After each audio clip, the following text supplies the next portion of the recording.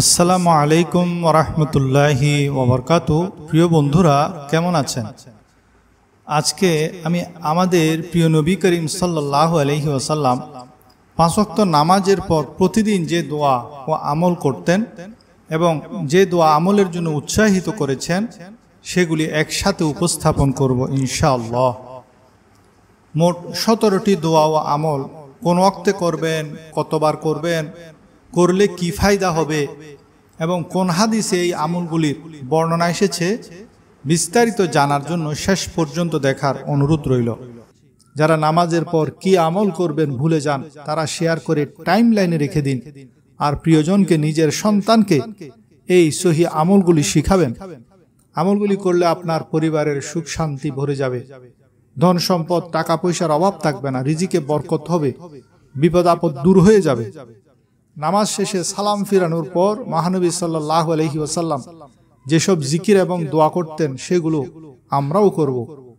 নবী করিম সাল্লাল্লাহু আলাইহি ওয়াসাল্লাম প্রত্যেক ফরজ নামাজের পর সাধারণ নিয়মে তাসবিহ, তাহলিল, জিকির, আজকার দোয়া করতেন। সেরকম সবচেয়ে গুরুত্বপূর্ণ দোয়াগুলি একটি একটি করে আজকে তুলে ধরব। এরপর নবী করিম সাল্লাল্লাহু আলাইহি ওয়াসাল্লাম সাহাবীদের কাছে কে কি স্বপ্ন দেখেছেন তা জানতে চাইতেন, আর সাহাবীরা যে স্বপ্ন বলতো তার তাবির করে নবী করিম সাল্লাল্লাহু আলাইহি ওয়াসাল্লাম ব্যাখ্যা করে দিতেন। কিন্তু একবার এক সাহাবীর একটি স্বপ্নের কথা শুনে নবী করিম সাল্লাল্লাহু আলাইহি ওয়াসাল্লাম এরপর থেকে আর সাহাবীদের কাছে স্বপ্ন সম্পর্কে প্রশ্ন করতেন না, প্রশ্ন করা বাদ দিয়ে দিলেন। তবে কেহ যদি ব্যক্তিগতভাবে এসে স্বপ্ন সম্পর্কে জিজ্ঞেস করতেন তখন তিনি তার উত্তর দিতেন। একদিন নবী করিম সাল্লাল্লাহু আলাইহি ওয়াসাল্লাম জিজ্ঞেস করলেন, তোমরা কি কেউ কোনো স্বপ্ন দেখেছো? একজন বললেন, ইয়া রাসূলুল্লাহ, আমি দেখলাম আকাশ থেকে একটি দাড়িপাল্লা নেমে এলো, সে পাল্লায় আপনাকে এবং আবু বকরকে ওজন করা হলো, আপনার পাল্লাটি ভারী হয়ে গেল। তারপর আবু বকর রাদিয়াল্লাহু ও ওমরকে পাল্লায় উঠানো হলো, আবু বকরের পাল্লা ভারী হলো। তারপর ওমর ও ওসমানকে পাল্লায় উঠানো হলো এবং ওমরের পাল্লা ভারী হলো। অতঃপর পাল্লাখানা উঠিয়ে নেওয়া হলো। এই স্বপ্নের কথা শুনে রাসূল পাক সাল্লাল্লাহু আলাইহি ওয়াসাল্লাম বেদনায় ভারাক্রান্ত হয়ে গেলেন এবং তার চেহারা মোবারক অসন্তুষ্টির ছাপ পরিলক্ষিত হলো। এরপর থেকে তিনি স্বপ্ন সম্পর্কে কাউকে কিছু জিজ্ঞেস করা বর্জন করেন। রাসূল পাক সাল্লাল্লাহু আলাইহি ওয়াসাল্লামের অসন্তুষ্টির কারণ সম্পর্কে আহলে ইলমগণ বলেন, স্বপ্ন মানুষের গোপন রহস্য উন্মোচিত করে দেয়। সাহাবীগণের মধ্যে একজনের উপর আরেকজনের মর্যাদা কতটুকু তা কেবল রাসূল পাক সাল্লাল্লাহু আলাইহি ওয়াসাল্লাম জানতেন। এই প্রাধান্যের ব্যাপারটি স্বপ্ন দ্বারা উন্মোচিত হয়ে যাচ্ছে দেখে রাসূল পাক সাল্লাল্লাহু আলাইহি ওয়াসাল্লাম শঙ্কিত হলেন। না জানি এভাবে অনবরত স্বপ্নের মাধ্যমে গোপন বিষয় প্রকাশ পেয়ে যায়। সে শঙ্কায় নবীজি এরপর থেকে ফজরের নামাজের পর স্বপ্ন সম্পর্কে প্রশ্ন করার আমলটি বাদ দিয়ে দিলেন। নাম্বার 1, সালাম ফিরানোর সাথে সাথে একবার পড়বেন আল্লাহু আকবার। নাম্বার 2, আস্তাগফিরুল্লাহ 3 বার পড়তে হবে। অর্থ হলো, হে আল্লাহ, আমি তোমার কাছে ক্ষমা প্রার্থনা করছি। নাম্বার 3, আল্লাহুম্মা আনতাস সালাম ওয়া মিনকাস সালাম তাবারাকতা ইয়া যাল জালালি ওয়াল ইকরাম একবার পড়বেন। অর্থাৎ, হে আল্লাহ, তুমি শান্তিময়, তোমার কাছ থেকে শান্তি অবতীর্ণ হয়, তুমি বরকতময়, হে পরাক্রমশালী ও মর্যাদা প্রদানকারী। নাম্বার 4, আল্লাহুম্মা আইন্নি আলা যিকরিকা ওয়া শুকরিকা ওয়া হুসনি ইবাদাতিক এই দোয়াটি একবার পড়বেন। আবু দাউদের 1522 নং হাদিস হযরত মুআজ ইবনে জাবাল রাদিয়াল্লাহু সূত্রে বর্ণিত, একদিন নবী করিম সাল্লাল্লাহু আলাইহি ওয়াসাল্লাম তার হাত ধরে বললেন, হে মুআজ, আল্লাহর শপথ আমি অবশ্যই তোমাকে ভালোবাসি, আল্লাহর শপথ আমি অবশ্যই তোমাকে ভালোবাসি। তিনি বলেন, হে মুআজ, আমি তোমাকে ওসিয়ত করছি তুমি প্রত্যেক নামাজের পর এই দোয়াটি কখনো পরিহার করবে না। আল্লাহুম্মা আইন্নি আলা যিকরিকা ওয়া শুকরিকা ওয়া হুসনি ইবাদাতিক, অর্থাৎ, হে আল্লাহ, আপনার স্মরণে, আপনার কৃতজ্ঞতা প্রকাশে এবং আপনার উত্তম ইবাদতে আমাকে সাহায্য করুন। নাম্বার 5, একবার এই দোয়াটি পড়বেন, লা ইলাহা ইল্লাল্লাহু ওয়াহদাহু লা শারীকা লাহু লাহুল মুলকু ওয়া লাহুল হামদু ওয়া হুয়া আলা কুল্লি শাইইন কাদির লা হাওলা ওয়ালা কুওয়াতা ইল্লা বিল্লাহ লা ইলাহা ইল্লাল্লাহু লা না'বুদু ইল্লা ইয়্যাহু আহলান নি'মাতি ওয়াল ফাদলি ওয়াস সানাইল হাসানি লা ইলাহা ইল্লাল্লাহু মুখলিসিনা লাহুদ্দিন ওয়ালাউ কারিহাল কাফিরুন। এটি একবার পড়বেন। নাম্বার 6, আল্লাহুম্মা লা মানিয়া লিমা আ'তাইতা ওয়ালা মুতিয়া লিমা মানাআতা ওয়ালা ইয়ানফাউ জাল জাদ্দ মিনকা জাদ্দু, একবার পড়বেন। নাম্বার 7, আয়াতুল কুরসি একবার। হযরত আবু উমামা রাদিয়াল্লাহু তাআলা আনহু বর্ণনা করেন, নবী করিম সাল্লাল্লাহু আলাইহি ওয়াসাল্লাম বলেছেন, যে কেউ প্রত্যেক ফরজ নামাজের পর আয়াতুল কুরসি তেলাওয়াত করে তার মৃত্যু ছাড়া তাকে আর কোনো কিছু জান্নাতে প্রবেশ করতে বিরত রাখতে পারবে না। আল্লাহু লা ইলাহা ইল্লা হুয়াল হাইয়ুল কাইয়্যুম লা তাখুযুহু সিনাতুন ওয়া লা নাওম লাহু মা ফিস সামাওয়াতি ওয়া মা ফিল আরদ মান যাল্লাযী ইয়াশফা'ু ইনদাহু ইল্লা বিইযনিহি ইয়া'লামু মা বাইনা আইদিহিম ওয়া মা খালফাহুম ওয়া লা ইউহীতুনা বিশাইইন মিন ইলমিহি ইল্লা বিমা শাআ ওয়াসি'a কুরসিয়ুহুস সামাওয়াতি ওয়াল আরদ ওয়া লা ইয়াউদুহু হিফযুহুমা ওয়া হুয়াল আলিয়্যুল আযীম। নাম্বার 8, সুবহানাল্লাহ 33 বার, আলহামদুলিল্লাহ 33 বার, আল্লাহু আকবার 33 বার। এরপর একবার পড়বেন লা ইলাহা ইল্লাল্লাহু ওয়াহদাহু লা শারীকা লাহু লাহুল মুলকু ওয়া লাহুল হামদু ওয়া হুয়া আলা কুল্লি শাইইন কাদির। এগুলো পাঠে আপনার গুনাহ যদি সমুদ্রের ফেনা রাশির সমপরিমাণ হয়, আল্লাহ তাও ক্ষমা করে দিবেন। নাম্বার 9, আল্লাহুম্মা ইন্নী আসআলুকা রিদাকা ওয়াল জান্নাহ ওয়া আউযু বিকা মিন সাখাতিকা ওয়ান নার। ফজর এবং মাগরিবের নামাজের পর 7 বার যারা এই দোয়া পড়বেন, সেই দিন বা সে রাতে মারা গেলে আল্লাহ তাকে জাহান্নাম থেকে রক্ষা করবেন, জান্নাত দান করবেন। নাম্বার 10, সূরা ইখলাস, সূরা ফালাক, সূরা নাস প্রতিটি সূরা 3 বার করে ফজর এবং মাগরিবের পরে পড়বেন। নবী করিম সাল্লাল্লাহু আলাইহি ওয়াসাল্লাম বলেন, সকাল সন্ধ্যায় এগুলো পাঠ করলে তোমার আর কিছুরই দরকার হবে না, এই 3টি সূরাই তোমার জন্য যথেষ্ট হবে। নাম্বার 11, দরুদ শরীফ 10 বার ফজর এবং মাগরিবের পর। যে এই আমল করবে কিয়ামতের দিন নবী করিম সাল্লাল্লাহু আলাইহি ওয়াসাল্লামের শাফাআত লাভ করবে। নাম্বার 12, রাদিতু বিল্লাহি রাব্বা ওয়া বিল ইসলামি দীনা ওয়া বি মুহাম্মাদিন নবিয়্যা 3 বার ফজর ও মাগরিবের পর। রাসূলুল্লাহ সাল্লাল্লাহু আলাইহি ওয়াসাল্লাম হাত ধরে জান্নাতে প্রবেশ করাবেন। আল্লাহ এই আমলকারী ব্যক্তিকে সন্তুষ্ট করে দিবেন। নাম্বার 13, ফজর এবং মাগরিবের পর 10 বার পড়বেন লা ইলাহা ইল্লাল্লাহু ওয়াহদাহু লা শারীকা লাহু লাহুল মুলকু ওয়া লাহুল হামদু ইউহয়ি ওয়া ইউমীত ওয়া হুয়া আলা কুল্লি শাইইন কাদির। নাম্বার 14, ফজর এবং আসরের পর সূরা হাশরের শেষ 3 আয়াত আউযু বিল্লাহিস সামিউল আলিম মিনাশ শাইতানির রাজীম, এভাবে 3 বার পরে সূরা হাশরের শেষ 3 আয়াত ওয়াল্লাহুল্লাযী লা ইলাহা ইল্লাহু আলিমুল গায়বি ওয়াশ শাহাদাতি হুয়ার রহমানুর রহিম, এভাবে শেষ পর্যন্ত কেউ যদি পড়ে 70,000 ফেরেশতা ওই ব্যক্তির জন্য মাগফিরাতের দোয়া করেন। নাম্বার 15, ফজর ও আসরের পর 3 বার যদি পড়েন এই দোয়াটি বিসমিল্লাহিল্লাযী লা ইয়াদুররু মা ইসমিহি শাইউন ফিল আরদি ওয়ালা ফিস সামাই ওয়া হুয়াস সামিউল আলিম, তাহলে হঠাৎ বিপদ আসবে না। নাম্বার 16, ফজর ও আসরের পর 100 বার পড়বেন সুবহানাল্লাহি ওয়া বিহামদিহি। যে এই আমল করবে কিয়ামতের দিন এর চেয়ে উৎকৃষ্ট কিছু তার কাছে আর হবে না। নাম্বার 17, ফজরের নামাজের পর 3 বার পড়বেন সুবহানাল্লাহি ওয়া বিহামদিহি আদাদা খালকিহি ওয়া রিদা নাফসিহি ওয়া জিনাতা আরশিহি ওয়া মিদাদা কালিমাতিহি। এটি অন্যান্য দোয়ার চেয়ে ওজনে ভারী হবে।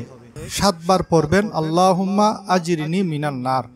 সূত্র হলো আবু দাউদ শরীফের হাদিস নাম্বার 5079। একবার সাইয়্যিদুল ইস্তিগফার পড়বেন। সাইয়্যিদুল ইস্তিগফার হলো আল্লাহুম্মা আনতা রব্বি লা ইলাহা ইল্লা আনতা খালাকতানি ওয়া আনা আবদুকা ওয়া আনা আলা আহদিকা ওয়া ওয়া'দিকা মাস্তাতা'তু আউযু বিকা মিন শাররি মা সানাতু আবুউ লাকা বিনি'মাতিকা আলাইয়া ওয়া আবুউ লাকা বিযামবি ফাগফিরলি ফাইন্নাহু লা ইয়াগফিরুয যুনুবা ইল্লা আনতা। সূত্র বুখারী শরীফের হাদিস 6306। যে আমলগুলো প্রতিদিন সকালে করলে আপনার জীবন বরকতময় হবে, সুন্দর হবে, টেনশন মুক্ত হবে, আপনার নাম ধনীদের লিস্টে এসে যাবে, এতই সম্পদ হবে লোক রহস্য জানতে আপনার কাছে মিনতি করবে।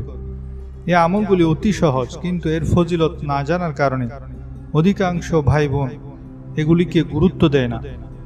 কিন্তু কোনো কষ্ট ছাড়া এই ছোট ছোট 5টি আমল যদি আপনি করতে পারেন, তাহলে ইনশাআল্লাহ আপনার সকল অভাব অনটন, দারিদ্রতা, আর্থিক সমস্যা, চাকরির সমস্যা, রুজি রোজগারের সমস্যা, টাকা পয়সার সমস্যা আল্লাহ তাআলা এমনভাবে দূর করে দিবেন, আপনি নিজেই অবাক হয়ে যাবেন। চলুন আর দেরি না করে এত মূল্যবান 5টি আমল ঝটফট জেনে ফেলি। প্রথম আমলটি হলো দাওয়ামে তাহারাত, সবসময় ওযু সহকারে থাকা। হাদিসে মুবারাকা শুনুন, কিছু সাহাবী নবী আলাইহিস সালাতু ওয়াস সালামের কাছে দারিদ্রতার অভিযোগ করল। নবী আলাইহিস সালাম তাদেরকে ফরমালেন, তোমরা ওযু সহকারে থাকার চেষ্টা করো, ইউআসসা আলাইকা রিজক, আল্লাহ তোমার রিজিককে ফরাগত করে দিবেন। এটি খুবই সহজ একটি আমল। যখনই ওযু ভঙ্গ হয় ওযু করে নেবেন। আলহামদুলিল্লাহ, যেসব লোকের সব সময় ওযু সহকারে থাকার অভ্যাস আছে তাদের গোটা জীবনই ওযু সহকারে কাটে। মনে রাখবেন, ওযু রিজিকে যেমন বরকত দানের মাধ্যম, তেমনি এই ওযু দ্বারা শয়তান থেকেও বেঁচে থাকা যায়। নবী আলাইহিস সালাম ইরশাদ করেন, ওযু হলো মুমিনের হাতিয়ার। আপনি যদি সব সময় ওযুর সাথে থাকার চেষ্টা করেন, এই একটি আমলের ফলে দেখবেন আপনার প্রতি শয়তানের ওয়াসওয়াসা কমে যাবে, শয়তানের আক্রমণ থেকে আপনি বেঁচে থাকতে পারবেন।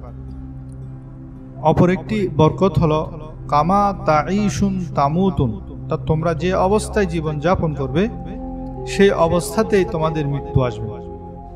আর যে সারা জীবন ওযু সহকারে থাকার চেষ্টা করে, আল্লাহ তাআলা তাকে নিজের রহমত দ্বারা ওযুর সাথে মৃত্যুর তৌফিক দান করবেন। আমাদের প্রিয় নবী সদা সর্বদা ওযু সহকারে পাক পবিত্র অবস্থায় থাকা পছন্দ করতেন। একদিন হুজুর সাল্লাল্লাহু আলাইহি ওয়াসাল্লাম হাজত সারার পর সাথে সাথেই মাটি দিয়ে তায়াম্মুম করে নিলেন। সাহাবায়ে কেরাম প্রশ্ন করল, ইয়া রাসূলুল্লাহ, কিছু দূরে কুয়া রয়েছে, আপনি সেই কুয়াতে গিয়ে পানি দ্বারা ওযু করতে পারতেন, এখানে তায়াম্মুম করার কারণ কি? তখন হুজুর সাল্লাল্লাহু আলাইহি ওয়াসাল্লাম ইরশাদ করলেন, আমি কুয়া পর্যন্ত পৌঁছে ওযু করব, আর প্রতিমধ্যেই যদি আমার মৃত্যু এসে যায়, তাই আমি তায়াম্মুম করে নিলাম যাতে পবিত্র অবস্থায় আমার মৃত্যু আসে। এটা মূলত প্রিয় নবীজি আমাদেরকে সদা ওযু সহকারে থাকার জন্য শিক্ষা দিলেন। এছাড়া ওযু সহকারে থাকার আরও একটি উপকারিতা রয়েছে, যেমন মহিলারা ওযু সহকারে রান্না করলে খাবারে বরকত হয়। যেসব মহিলা সন্তানকে ওযু সহকারে দুধ পান করান, তাদের সন্তান নেককার, পিতামাতার বাধ্য এবং মেধাবী হন। ওযুর দ্বারা শারীরিক ফায়দাও আছে। যারা সবসময় ওযু সহকারে থাকার চেষ্টা করেন তাদের চর্মরোগ, ব্লাড প্রেশার রোগ হয় না। যারা সদা ওযু সহকারে থাকেন তাদের চেহারা সবসময় উজ্জ্বল থাকে। তাছাড়া ওযু দ্বারা মানসিক রোগও দূর হয়, যেমন রাগ একটি মানসিক রোগ। যদি কারো বেশি বেশি রাগ আসে, তাদের উচিত বেশি বেশি ওযু করা। রাগ দমনের জন্য আমাদের প্রিয় নবীর শিক্ষা হলো, দাঁড়ানো থাকলে বসে যাও, বসা থাকলে শুয়ে যাও। তাতেও যদি রাগ না কমে তাহলে ওযু করে নাও। আল্লাহ তাআলা আমাদেরকে সদা ওযু সহকারে থাকার তৌফিক দান করুন। প্রিয় ভাই ও বন্ধুরা, আমরা সকলেই চাই আমাদের জীবনটা সুন্দর হোক, বরকতময় হোক, চিন্তামুক্ত হোক। আর এই জন্য আমরা কত কষ্টই না করি, কিন্তু আমরা জানি না সকালের যেসব আমলের কথা, যেসব আমল করলে আমাদের সারাদিন বরকতময় হবে, সকল কাজ সফলতার সাথে হবে। নিঃসন্দেহে আমাদের জীবনে বরকত দানকারী একমাত্র আল্লাহ। আর আল্লাহর পক্ষ থেকে বরকত লাভ করার জন্য আমাদের দিনের শুরুটা হতে হবে আল্লাহর পছন্দনীয় আমল দিয়ে, প্রিয় নবীর সুন্নত দিয়ে। আর দিন শুরু করার জন্য আমাদের প্রিয় নবীর সুন্নত তরিকা হলো ঘুম থেকে উঠার সাথে সাথে 2 হাত দিয়ে চোখ মলবেন। যাতে নিদ্রার ভাব চোখ থেকে দূর হয়ে যায়। এটা আমাদের প্রিয় নবীর সুন্নত তরিকা ছিল। আর চোখ কিভাবে মলবেন? যেভাবে বাচ্চারা মলে সেভাবে মলবেন। হাতের আঙ্গুলের সামনের অগ্রভাগ দিয়ে মলবেন না, কারণ রাতে ঘুমের মধ্যে হতে পারে আপনার হাত নাপাক জায়গায় লেগেছে, আর সে হাত যদি সকালে উঠে আপনি নিজের চোখ মলার কাজে ব্যবহার করেন, তাহলে সে নাপাক বা হাতের জীবাণু চোখে প্রবেশ করবে, যা ক্ষতির কারণ হবে। সেজন্য যেভাবে বাচ্চারা হাতের পিঠের দিক থেকে চোখ মলে সেভাবে চোখ মলতে হবে। এর দ্বারা চোখের এক্সারসাইজ হয়ে যায় এবং এর দ্বারা মানুষকে ফ্রেশ হতে সাহায্য করে। এরপর দ্বিতীয় আমল হলো, সকালে বিছানা থেকে উঠার আগে একটি দোয়া পড়বেন, আলহামদুলিল্লাহিল্লাযী আহিয়ানা বা'দা মা আমাতানা ওয়া ইলাইহিন নুশুর। অর্থাৎ সকল প্রশংসা আল্লাহর জন্য, যিনি আমাদেরকে ঘুমের পর বা মৃত্যুর পর পুনরায় জাগ্রত বা জিন্দা করেছেন, আর তার দিকে আমাদের ফিরে যেতে হবে। দেখুন, এই দোয়াতে ঘুম থেকে উঠতেই আমাদের মৃত্যুর কথা স্মরণ করিয়ে দেয়া হচ্ছে। আল্লাহর শুকর এই কারণে যে মৃত্যুর মতো ঘুম থেকে আবার জাগ্রত হতে পেরেছি, কিন্তু একদিন আমাদেরকে অবশ্যই মৃত্যুবরণ করতে হবে, আল্লাহর দিকে ফিরে যেতে হবে। একথা একজন মুমিনের জন্য খুবই গুরুত্বপূর্ণ যে দুনিয়া থেকে আখিরাতের গুরুত্ব অনেক বেশি। এই দুনিয়া হলো ক্ষণস্থায়ী, পক্ষান্তরে আখিরাত হলো আমাদের আসল ঠিকানা। কিন্তু শয়তান আমাদেরকে এই হাকিকতকে ভুলিয়ে রাখে। এই শয়তান প্রতিদিন সকালে উঠেই এই দুনিয়াকে অনেক বড় করে আমাদের সামনে শো করে, ফলে সকালে উঠে কোনো না কোনো টেনশন আমাদেরকে চেপে ধরে, কোনো না কোনো চিন্তা, কোনো না কোনো মুসিবত সামনে এসে হাজির হয়, আর সব চিন্তা শুধু দুনিয়াদারি নিয়ে। কিন্তু নবী আলাইহিস সালাম দোয়াতে যে তালিম দিয়েছেন তা হলো দুনিয়া থেকে বেশি গুরুত্বপূর্ণ আখিরাত। আর যে লোকের চিন্তা আখিরাত নিয়ে হয়, তার দুনিয়ার সমস্যা কোনো সমস্যাই নয়, আর সে দুনিয়াতে প্রকৃত তাকওয়ার সাথে জীবনযাপন করার চেষ্টা করে। তৃতীয় সুন্নত, বুখারীর রওয়ায়েত, যখন তোমাদের কেহ নিদ্রা থেকে জাগ্রত হয়, তাহলে সে যেন 3 বার তার নাক ঝেড়ে সাফ করে, কেননা শয়তান নাকের ভিতর রাত যাপন করে।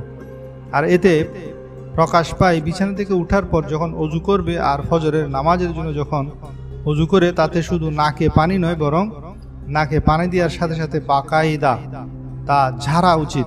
সাধারণত মানুষ যখন রাতে ঘুমের মধ্যে ঘুমায়, সারা রাত ব্যাপী নানান ধরনের জীবাণু ময়লা নাকের ছিদ্রে গিয়ে আটকে যায়, আর নাক পরিষ্কার করা ব্যতীত অনেক লম্বা সময় অতিবাহিত হয়। সেই সময় সকালে উঠেই খুব বেশি ভালো করে নাক সাফ করা উচিত। হুজুর সাল্লাল্লাহু আলাইহি সাল্লাম বলেছেন, শয়তান নাকের ছিদ্রে রাত যাপন করে। এর আসল হাকিকত আল্লাহ এবং তার রসুলই ভালো জানেন। যেহেতু আমরা গায়েবের উপর ঈমান এনেছি, তাই রাসূলুল্লাহ সাল্লাল্লাহু আলাইহি ওয়াসাল্লাম যা বলেছেন সে মোতাবেক আমল করলেই আমাদের জন্য কল্যাণ এবং বরকতময় হবে। তাছাড়া হুজুর সাল্লাল্লাহু আলাইহি ওয়াসাল্লাম সকালে ঘুম থেকে উঠে নিজের দাঁত এবং মুখ মিসওয়াক দিয়ে খুব বেশি পরিষ্কার করতেন। সারা রাত ব্যাকটেরিয়া মুখের মধ্যে কাজ করে, যদি মানুষ ভালোভাবে দাঁত পরিষ্কার না করে, তাতে মুখের সব ব্যাকটেরিয়া যে কোনো খাবারের সাথে আপনার শরীরে প্রবেশ করে, যা নানা ধরনের রোগ ব্যাধির কারণ হয়। সুতরাং ঘুম থেকে উঠে এই 5টি জিনিস অবশ্যই করবেন।